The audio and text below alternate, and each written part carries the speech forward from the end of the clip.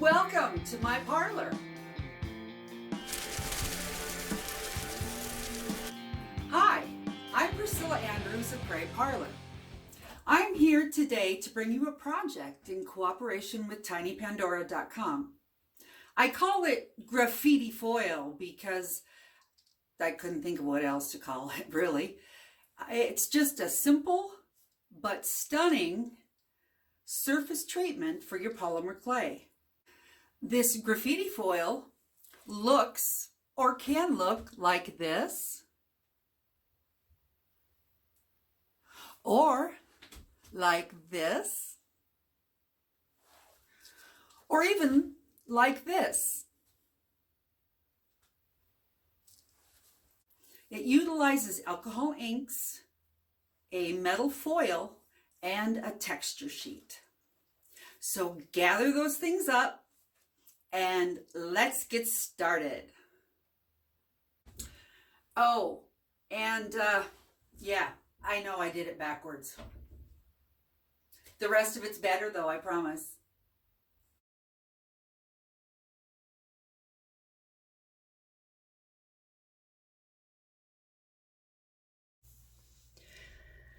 Now here are the things that we're going to use to get this graffiti foil started. We're going to be using any and every color of alcohol ink that you would like to use. And I'll show you which ones are really important to use later. I also have these sprays that also provide colors that I can't get. I'll show you those as we work along. You're also going to need your blending solution, or just isopropyl alcohol works for that too. If you want, we can add some holographic glitter. I'm going to add a little today, and it's going to be the silver. You're going to need a texture sheet, and this is one that I made myself with my extruder. The most important thing you have to look at for the texture sheet with this project is that you have some pretty good depth on some of those items on the texture sheet, that you have depth and you have spaces that your pattern can show up in. I'm going to use silver foil today. Of course, you can use gold if you want, or copper. It doesn't really show up after we're done. It will in some places if you want to, and I'll show you that effect. But today I'm going to use silver. For the base clay, you have an option.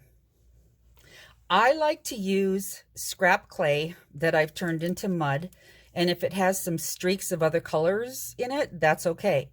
But you're going to want to spread a thin sheet of black over the top of that, or use an entire black section, because we're going to want the graffiti part of this to show up. And if the alcohol ink doesn't fill it in the crevices, that you're going to want the black to show. And I'll show you why that's important in a minute. But I also like to use a texture sheet instead of a stamp. You could use a stamp with black paint on it to get a kind of a graffiti effect. But I like to use the texture stamp because when you put the resin on top of the finished item, the dimension just pops so much more when you have a texture in there, that the resin can show how it goes down deeper and moves around. So this is what I'm going to start with today.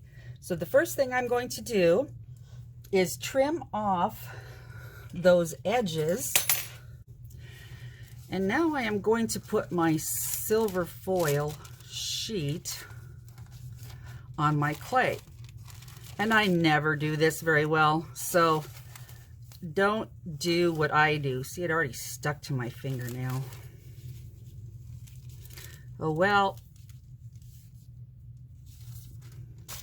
not too bad. And it doesn't really matter because you're going to be making a mess on top of it anyway. So I'm just going to straighten some of this out. And I really don't care if you leave a crack showing or something in the black. That just adds more to the fact.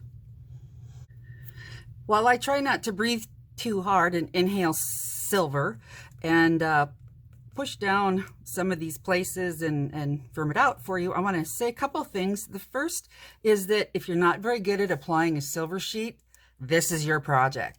It just doesn't matter. And as you can see, I'm not much of an expert at that. And the other thing is that you do not want to use the pearls, well, some of them. For example, these pearls don't work well with this process because if you've worked with alcohol inks before, they ball up. The mica or whatever's in them does not react well with the regular alcohol inks. There are some pearls that I use that work just fine. You have to treat them a little differently. For example, these work fine, but these Intage pearl patinas do not work well on this process.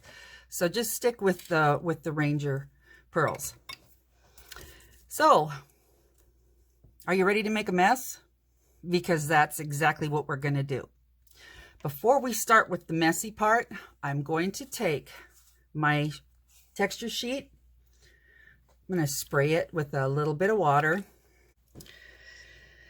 And I'm going to push this baby in as hard as I can.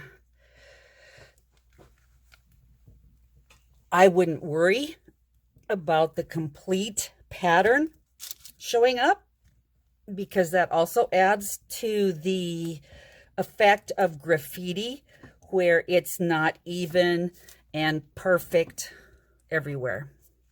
So as you see, I have some imprints and some others not. That's probably because of the difference in variation.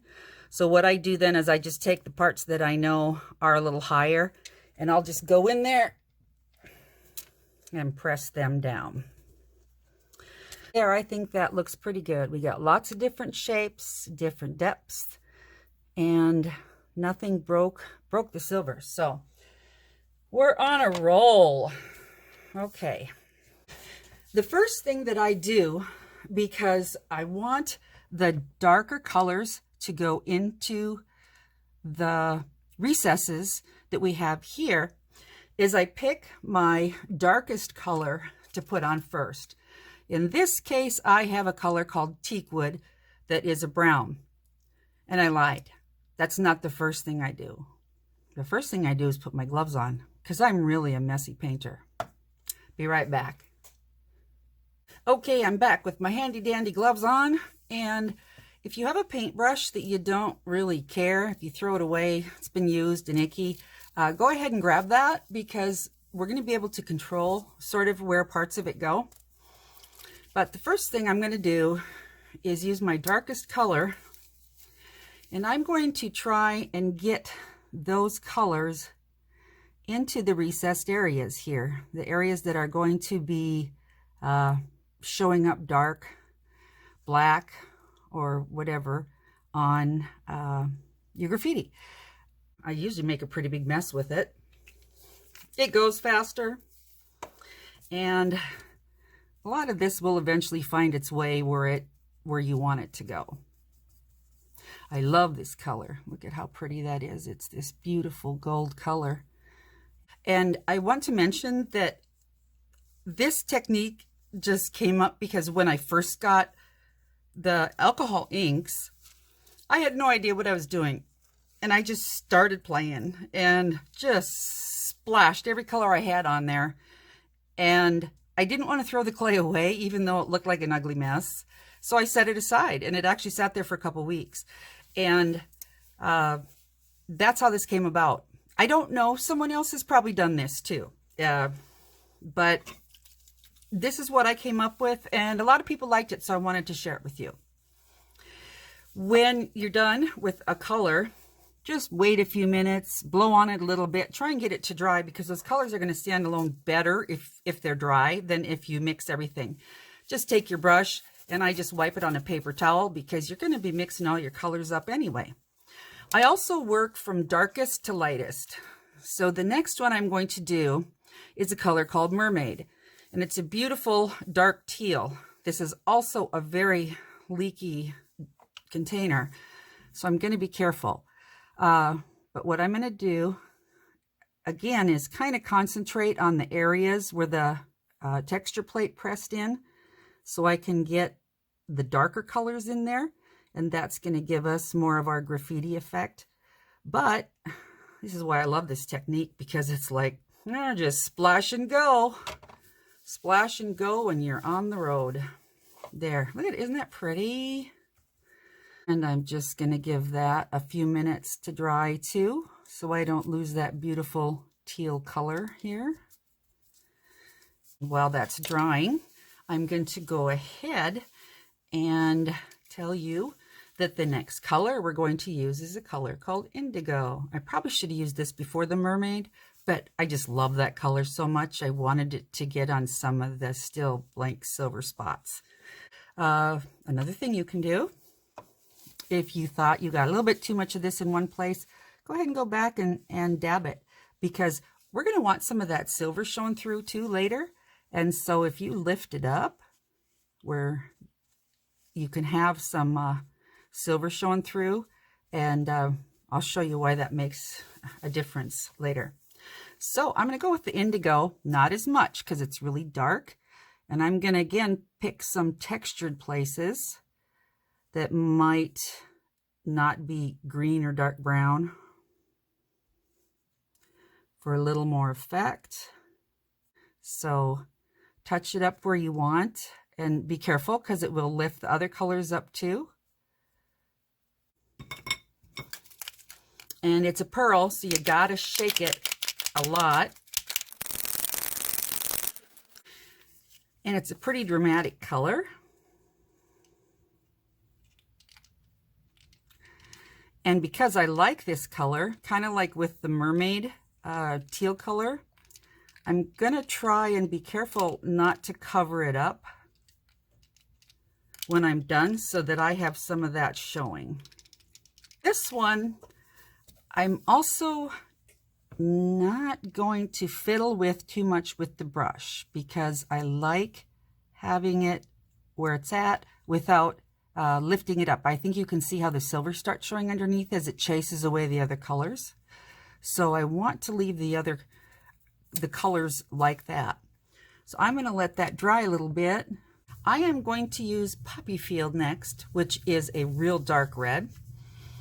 And again, this is going to give me the texture outline of a lot of my impressions that I made here. I think I have some nice red going there. I'm going to spread this one out a little more than that one.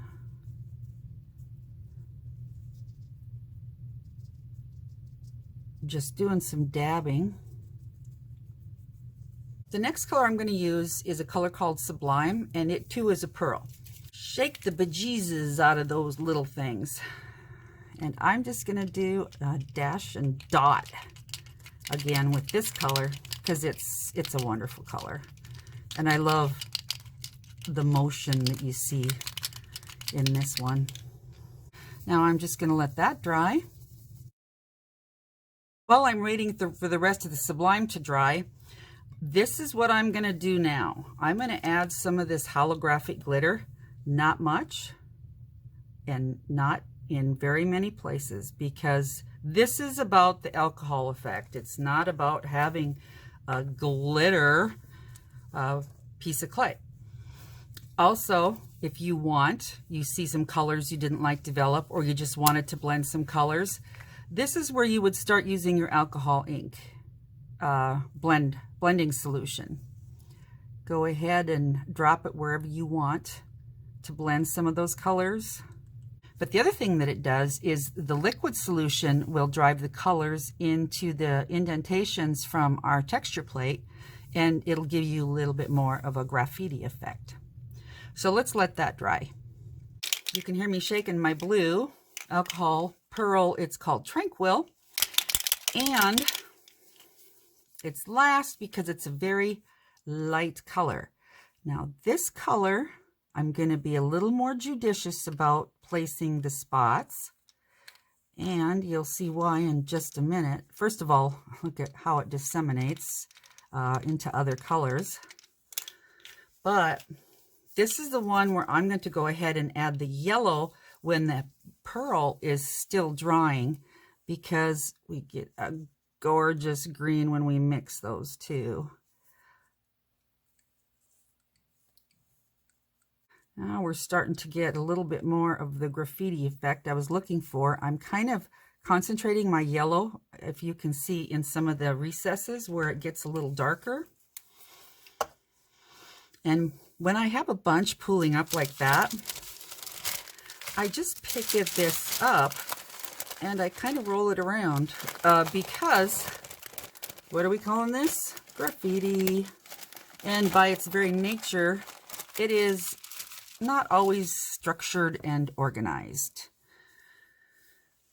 When we get this baked and we put resin on it, the 3D texture on here is just going to pop, and those colors are just going to be awesome. I'm done. That is the progression that I put the colors on. However, you do have another option if you want, and I'll probably do that to half of this. These are the Distress Ranger Paints mica spray, and I have it in gold, copper, and silver. I'm thinking copper's going to look pretty good on this. And what you have to do when you spray it is, if you want droplets, spray it close. If you want a fine mist all over everything, you have to get back a distance to spray it. So I'm wanting drops. So I'm going to get close while I spray it, and I'm going to shake the crap out of this, and I'll be right back. Here is my, it's called antique bronze. I call it copper. I shook it real well, and I'm going to spray part of this so that you can see the difference after we bake it. And again, I'm getting close because I want droplets on it. Remember, this is graffiti art. And that looks pretty good. Before I go and make something with it, I would like to show you how beautiful this looks by just rotating it under the lights a bit. There's our little pieces of holographic glitter. Look at all those colors. Here we are with a selection of items that I have made from different attempts at graffiti foil. And I say attempts because every time I did something a little bit different turned out. So I'm going to show you a few different effects you can get from the process that I just showed you.